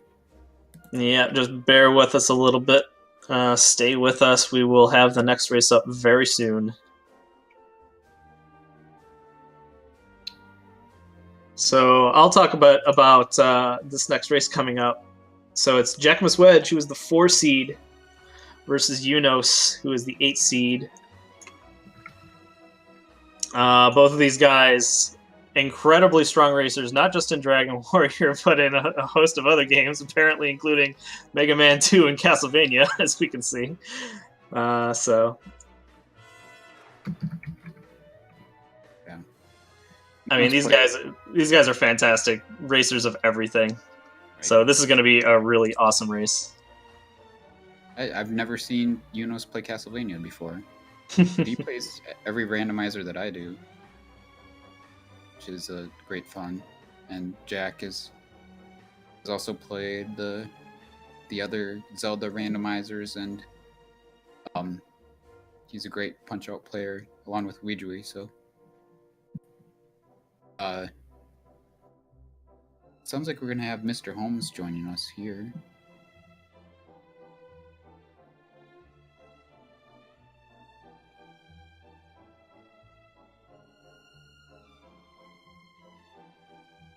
So what do you guys think? You think Jackamus is going to beat Mega Man 2 first, or Yunos is going to beat Castlevania first? I mean, Yunos has got a head start here. He is playing the shorter game too, but jumping into that pit isn't a good sign. Jackamus starting off with Quick Man. That's an interesting strategy.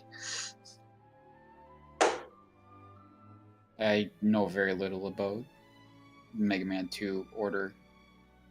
Oh man, I wish I were well practiced at these Mega Man runs. I've been watching a lot of the 46 Robot Master Tournament, and that just looks so awesome because I honestly played a lot more Mega Man than I did Dragon Warrior when I was growing up.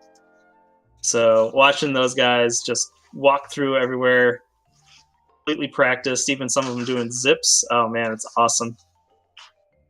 Yunos with another unfortunate death in Castlevania, so he might fall a little bit behind here.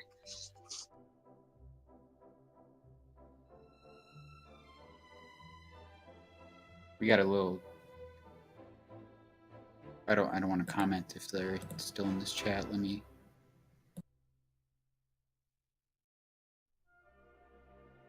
Check something out here.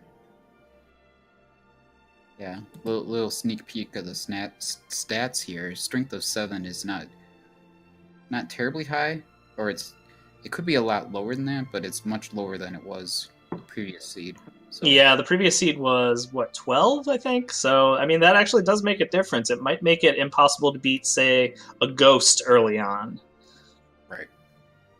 And depending on what the layout of the Zone 0 enemies is, Jackamus was choosing to grind on some of these Sniper Joe mechs, but eventually runs away. Oh, it's hiding now. Was that the right stuff that Fiesel had pulled up there? Maybe he's... Oh, just hiding it. All right. Yeah, we don't know for sure which stat build they're actually going to go with, although I believe Yunos has always gone with Strength HP. No, Yunos has experimented a little bit. Jack is always Strength Agility, but Yunos has experimented, and I'm not sure which way he's going to go. Okay, yeah, I mean, Strength HP seems to be in vogue for this particular tournament. A lot of people who were previously totally hardcore Strength Agility, myself included, have chosen to do Strength HP. So the real difference there is when we say Strength Agility versus Strength HP, we're talking about the long-term gains. So somebody at level 15 with Strength Agility is going to have more agility but fewer HP than someone who went with Strength HP. And in the end game, agility tends to be one of the least necessary stats, and HP can be a barrier if you don't have about 100 HP or more. It's really, really tough to kill the Dragon Lord. Whereas, even we saw in that last seed, agility wasn't exactly high for most of that. But what it does help is the early game, running away from stuff early on, being able to explore for longer periods of time. That can be a huge help. So it's an interesting debate between Strength HP and Strength Agility. And the one key factor that I think a lot of people have been doing, because these are one-on-one races, Strength HP can sometimes allow you to kill the Dragon Lord a level earlier. And it's a rough feeling when your Strength Agility and you're trying to dive in Charlock to go and kill the Dragon Lord, and then you see your opponent's already won because they did this and were able to go a level earlier. I mean, that can save like 5 minutes if you're able to beat him a level earlier, and that's just huge. Right. On the other hand, if HP is not a factor, then agility can make your Charlock dive much easier. An underrated factor as well is if you have long-term growth in a stat, that means you're going to have better short-term or beginning stats in the other stats. So if you have long-term goals in strength and HP, you'll have better agility and MP starting out. All right, do we have a Mr. Holmes with us? Maybe. Yes, you do. All right, I can hear him. Hopefully everybody else can. Welcome, Mr. Holmes. Greetings. All right, I think Jackamus Wedge is just now getting set up, hopefully.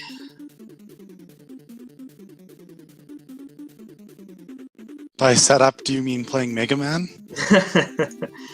Hey, I've been entertained by that too, but... We got a race! Let's go! Mm-hmm. Alright, so Yunos is going with HP, it looks like. Yeah, he always does, doesn't he?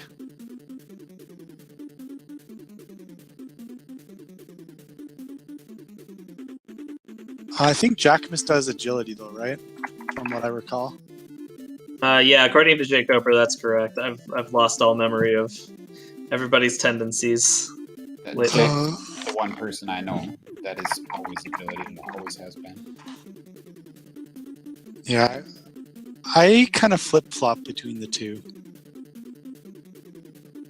I think I'm tending to pick whatever build my opponent is picking. Yeah, that was my feeling as well, although in the end I turned out to have some hindsight regrets about that decision.